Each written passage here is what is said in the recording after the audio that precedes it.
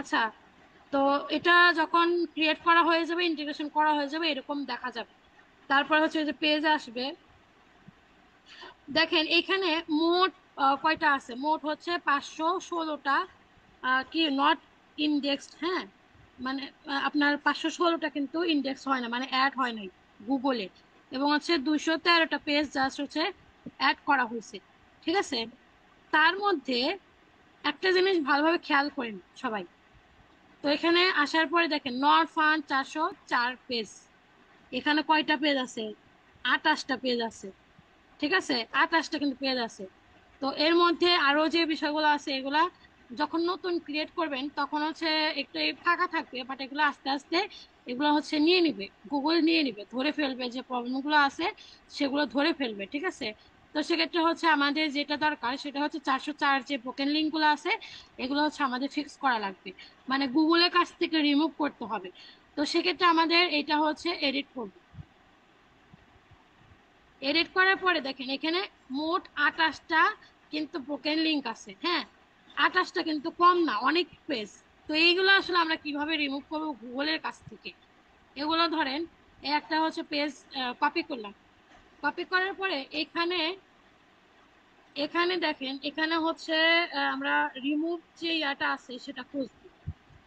এই যে রিমুভালস, মানে কোন পেজটা আপনি রিমুভ করতে চাচ্ছেন, এটা হচ্ছে এখানে। তো তারপরে দেখেন এখানে আসার পরে নিউ রিকোয়েস্ট বা সার্চ ফিল্টার এখানে, না একটু সার্চ না।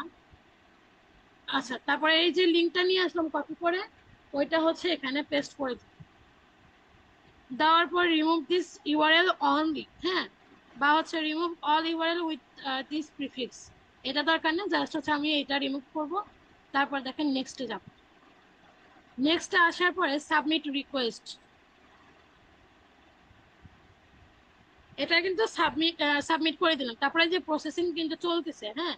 তো এইরকম ভাবে আমরা আস্তে আস্তে সবগুলো পেজ, এখানকার যে পেজগুলো আছে রিমুভালের যে 28টা পেজ আছে, এগুলো সিরিয়ালি আমরা একটা করে কপি করব।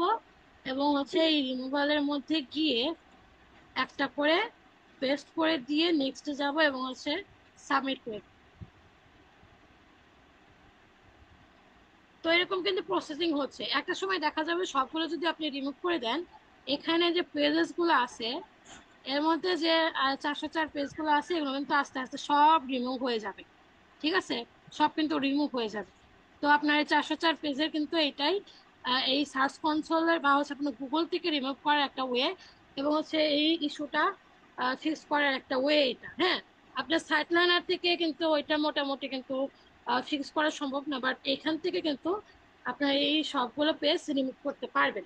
এখন কথা হচ্ছে এই যে ব্রোকেন লিঙ্ক গুলো যে আছে, হ্যাঁ, নট ফান্ড যে 404 পেজ গুলো আছে, এগুলো কি আপনি খুঁজে পেতেন বলেন? নর্মালি যদি খুঁজতে যান তখন কিন্তু খুঁজে পাবেন না। আবার হচ্ছে দেখা যাচ্ছে যে এই গুগল যেহেতু 28টা পেজ ধরে নিছে যে 404 পেজ 28টা পেজ আছে, তো এটার জন্য কিন্তু আপনাকে দিবে না, কি যেন বলে, অ্যাপ্রুভাল দিবে না, ঠিক আছে।